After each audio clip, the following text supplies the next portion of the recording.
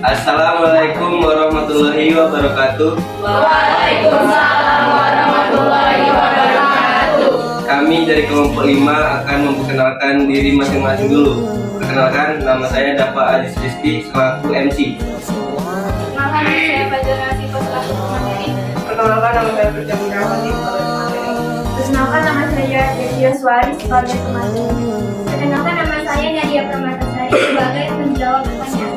Perkenalkan, nama saya Nabila Sifat selaku ketulen. Perkenalkan, nama saya Ragil Pangestu selaku penjawab pertanyaan. Acara selanjutnya adalah acara pembacaan materi yang akan dibawakan oleh Christian. Membacakan materi hari ini. Hikmahnya mencari ilmu dan indahnya berbagi pengetahuan. Yang pertama, pengertian ilmu. Dalam perspektif Islam, ilmu merupakan pengetahuan mendalam hasil usaha yang sungguh-sungguh dari para ilmuwan muslim dan persoalan-persoalan duniawi dan ukhrawi dalam bersumber wahyu kepada Allah. Yang kedua, hukum menuntut ilmu. Hukum menuntut ilmu. Islam mencakup seluruh pengetahuan yang tidak diketahui manusia, baik yang bermanfaat maupun yang tidak bermanfaat. Untuk ilmu yang tidak bermanfaat, haram dan dosa bagi orang yang mempelajarinya, baik sukses maupun gagal. Adapun ilmu yang bermanfaat, maka wajib dituntut dan dipelajari. Hukum menuntut ilmu wajib itu terbagi atas dua bagian, yaitu fardu kifayah dan fardu ain. Fardu kifayah berlaku untuk ilmu yang harus ada di kalangan umat Islam, sebagaimana juga dimiliki dan dikuasai golongan kafir, seperti ilmu kedokteran, perindustrian, ilmu falak, serta ilmu-ilmu lainnya. Fardu ain hukum jika ilmu itu tidak boleh ditinggalkan oleh setiap muslim dan muslimah dalam segala situasi dan kondisi, seperti ilmu mengenal Allah Subhanahu wa Ta'ala dengan segala sifatnya, ilmu tentang tata cara beribadah dan sebagainya. Kewajiban menuntut ilmu. Menuntut ilmu atau belajar adalah kewajiban setiap orang Islam. Banyak sekali ayat Al-Quran dan hadis Rasulullah Sallallahu Alaihi Wasallam yang menjelaskan tentang kewajiban belajar. Baik kewajiban tersebut ditunjukkan kepada laki-laki maupun perempuan. Bahkan wahyu pertama yang diterima Nabi Sallallahu Alaihi Wasallam adalah perintah untuk membaca atau belajar. Bacalah dengan menyebut nama Tuhanmu yang menciptakan. Dia telah menciptakan manusia dari segumpal darah. Bacalah dan Tuhanmu lah yang maha mulia, yang mengajar manusia dengan pena.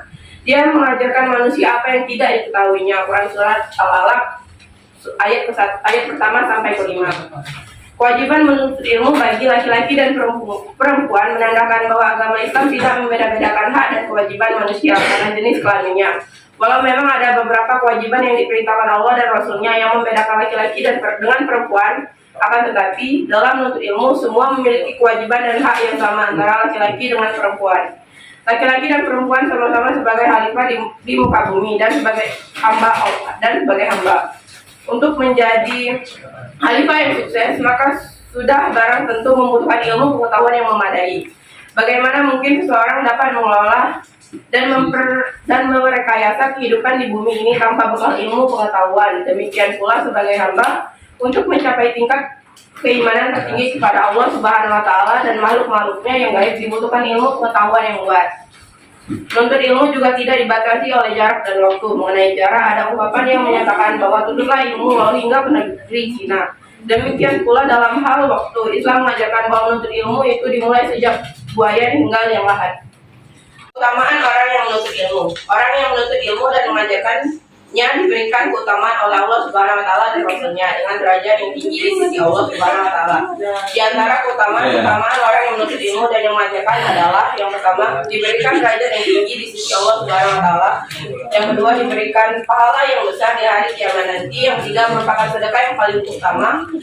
Yang keempat, lebih utama daripada seorang ahli ibadah. Yang kelima, lebih utama dari sholat 1000 rakaat. Yang keenam, diberikan pahala seperti pahala orang yang sedang berjihad di jalan Allah. Selanjutnya akan dibacakan oleh teman saya dengan headline.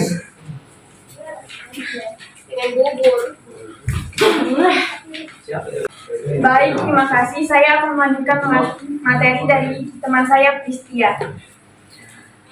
B. Ayat-ayat Al-Quran tentang ilmu pengetahuan. Salah satu ayat Al-Quran tentang ilmu pengetahuan adalah At-Taubah surat 9 ayat 122 yang berbunyi A'udzubillahi minasyaitonirrajim. Bismillahirrahmanirrahim. Wama kanal mu'minuna liyanfiru falawla nafara min kulli firqatin minhum ta'ifatu liyatafaqahu fit dini wa yunziru qaumahum idza raja'u ilaihim la'allahum yunzirun, yang artinya, dan tidak sepatutnya orang-orang mukmin itu semuanya pergi ke medan perang.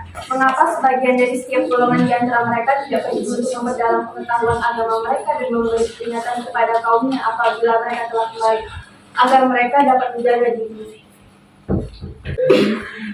Kandungan ayat dalam ayat tersebut adalah Allah Subhanahu wa Ta'ala menerangkan bahwa tidak perlu semua orang mukmin berangkat ke medan perang, tetapi harus ada pembagian tugas dalam masyarakat. Sebagian berangkat ke medan perang dan sebagian lagi tekun menuntut ilmu dan mendalami ilmu-ilmu agama Islam supaya ajaran-ajaran agama itu dapat diajarkan secara merata, serta kecerdasan umat Islam dapat ditingkatkan. Orang-orang yang berjuang di bidang pengetahuan disamakan nilainya dengan orang-orang yang berjuang di medan perang. Tugas umat Islam adalah untuk mempelajari agamanya, serta mengamalkannya dengan baik, kemudian menyampaikan pengetahuan agama itu kepada yang belum mengetahuinya. Tugas-tugas tersebut merupakan tugas umat dan tugas sebagai pribadi muslim sesuai dengan kemampuan dan pengetahuan masing-masing. Karena Rasulullah SAW telah bersabda, dari Abdullah bin Amr, sesungguhnya Nabi SAW bersabda, sampaikanlah olehmu apa-apa yang telah kamu peroleh dariku walaupun hanya satu ayat Al-Quran. Hadis riwayat Bukhari. Apabila umat Islam telah memahami ajaran-ajaran agamanya, telah mengerti hukum halal dan haram, serta perintah dan larangan agama, tentulah mereka akan dapat menjaga diri dari kesetanan dan kemaksiatan, dapat melaksanakan perintah agama dengan baik dan dapat menjauhi larangannya. Dengan demikian, umat Islam menjadi umat baik sejahtera dunia dan akhirat.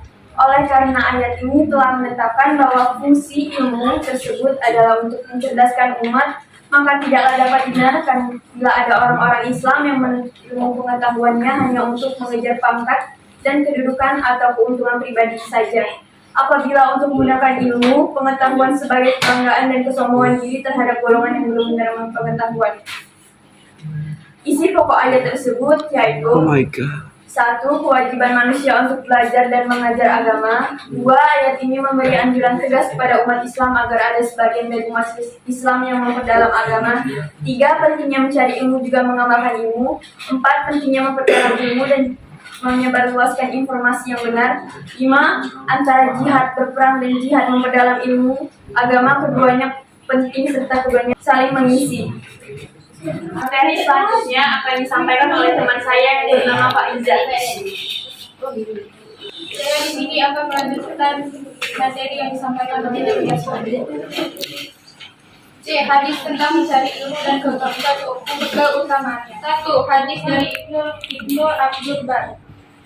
Rasulullah SAW bersabda, mencari ilmu itu wajib bagi setiap muslim, dan sesungguhnya segala sesuatu hingga makhluk hidup di lautan memintakan ampun bagi penuntut ilmu.